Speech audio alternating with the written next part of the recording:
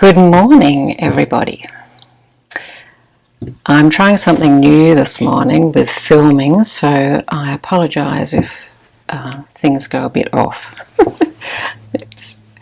I've got screen mirroring set up for the first time, but there's quite a lag, so I'm possibly going to get a little distracted looking there instead of here to see if I'm in frame.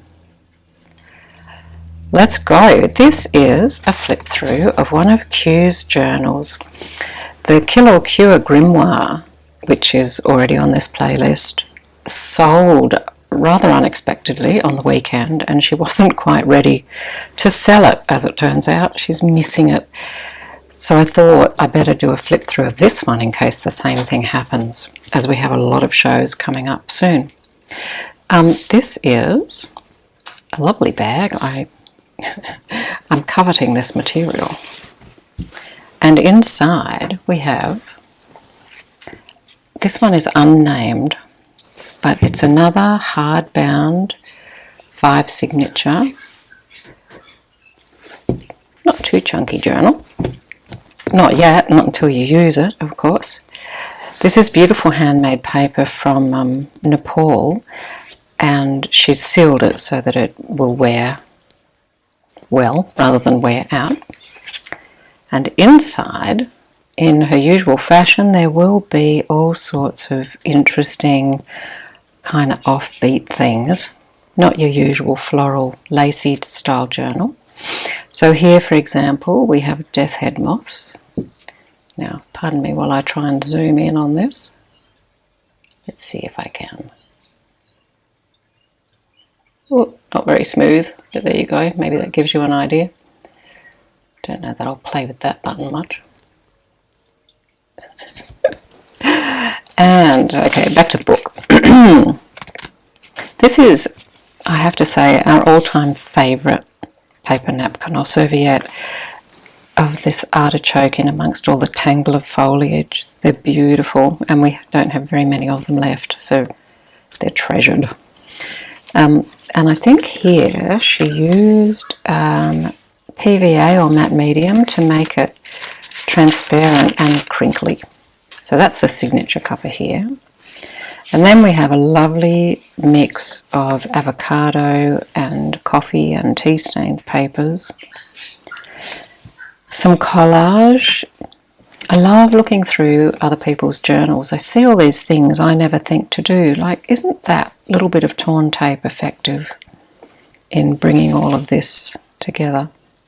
This ghostly skeleton here. A harbinger of things to come. Here's a little, oh, this is an envelope, look. Avocado dyed with a little pocket with mushroom tags. Some of Q's lovely little, she hates making scraps, so she never does. This will be an offcut of one of these pages. And an envelope with more collage and more little tags. Remember being so excited when we got these stamp sets. Everything was stamped. Here's another little offcut done into extra writing space. She told me I could leave all the ephemera out, so I'm going to. Probably, oh look. Oops, where were we? This ghostly skeleton is in fact the back of this. But isn't that effective? Normally I don't like it when stamps bleed through, but in this colour I do. Okay, and then this is a tuck. And more bacteria-ridden writing space. Here are some of these anatomical images she loves so much, made into journaling cards. And this is some of Dad's very vintage, possibly antique. I think this is a logarithmic graph paper. Beautiful paper. This will be a scrap from the cover she made, or the paper she covered this book with, I should say. More of these images. We went to a book fair yesterday and I actually found a whole set of anatomical flashcards. So she's very happily looking through those this morning.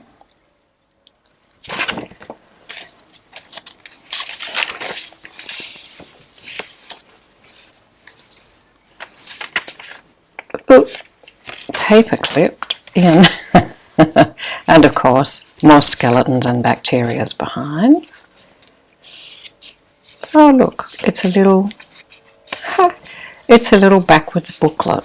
Isn't that cute? These will be all the little off-cut scraps. Cute. Okay, now second signature. I think this is a sewing pattern with the same treatment to make it all see-through and crinkly. Torn pieces sometimes when you're dyeing, because the paper gets very stretched in the water, you get some damage.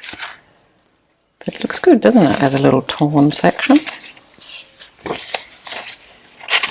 This must be a very early journal for Q. She does not usually... Oh, that's another bit of Dad's graph paper. That dyed well. She doesn't usually leave so much writing space. My goodness. Here's a lot of writing space with these little waterfall booklets. And look how she's done that. So these have been stitched to this flap. So she hasn't trimmed the paper, which, well, apart from making a V there. That's clever. So you can actually move the whole thing as well as open each one to write on. And then under here we have another tuck with a whole host of little treasures. What's this one? Ugh. Oh, that's a tuck on. Oh, look.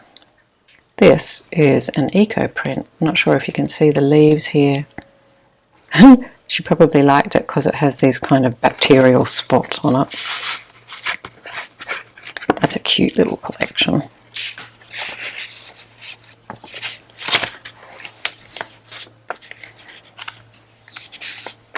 More tags. More extra. Goodness me, she was so generous with the papers for this one. Love this design. This was a vinyl placemat we found at the op shop, a round one, and it laid on top of the dyed papers as they dry. Makes a fantastic texture, especially over this old graph. Very cool. And very crunchy. Okay, lots of lovely writing space. Some more anatomical stamps. Third signature. Oh, beautiful marbled handmade paper. Oh, isn't that nice? This is actually a tide mark on that piece. That's cool. And then this could be used as a writing board. It's nice and firm, so if you were wanting to have support behind your page, you just pop that behind there. We should include those in more journals though. So many things you learn to do and then you forget about until you look at somebody else's and what they've included, and it's like, oh yeah, I remember that. Like this. How nice does this little collage look with this bacteria stamp unifying it all like a spray of gesso unifies a pretty random collage. And again with the tape and the splats and the stamps. Oh, another one of these precious skeleton pieces. More writing space in writing space. Goodness me. Look at this fabulous colour from the avocado. Some of these old papers really dye very different pinks to the new papers. I wonder if I can And you see, like this, for example, this is regular copy paper with avocado, as opposed to this really old graph paper. So, oh yeah, look at that. Always fun when you do a dye bath. Put a whole lot of different papers in to see what you get.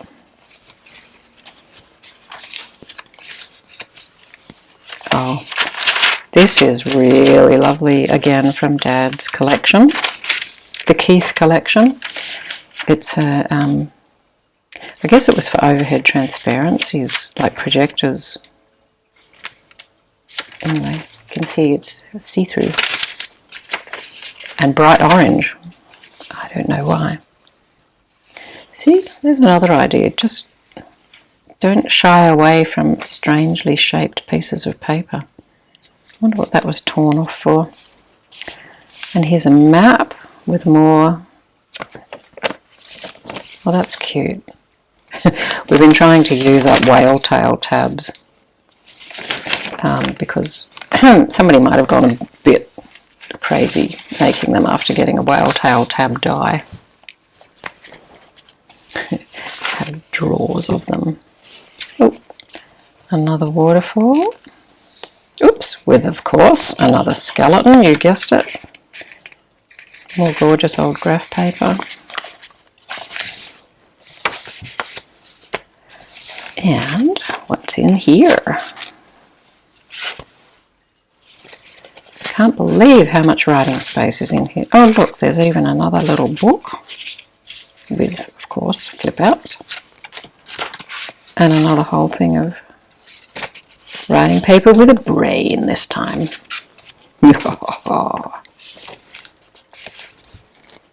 And another waterfall.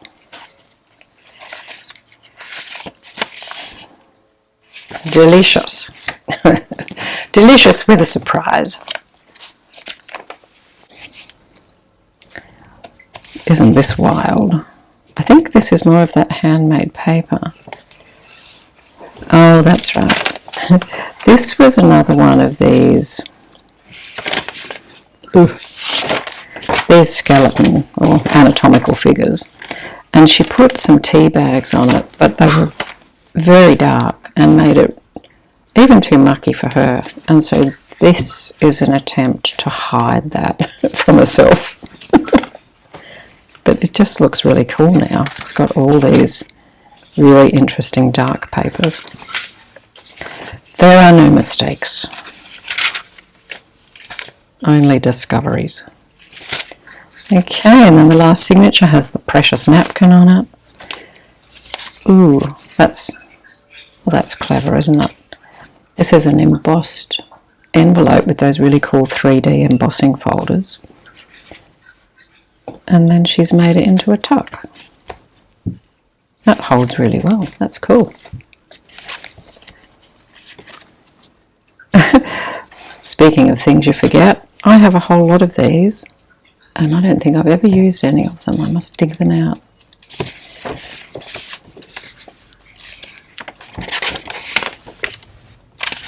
Blank, blank, blank. So perfect journal for somebody who likes the inner workings of our bodies. And, ooh, isn't that nice? And a lot of writing space. This is another vinyl placemat that we found at a homeware shop. It's like a very cool pattern. And this gorgeous, grimy, greasy green. This is how all our dye baths end up, as Q adds various things to whatever the original dye pot was, aiming for, what do you call it? It's not greasy. Grungy. Oh God, grungy green. Oh, I thought that was an envelope, but again, just little flips to add your own treasures to. And another little, kind of like a waterfall booklet. Ooh, with more pages than you expect to go in under here.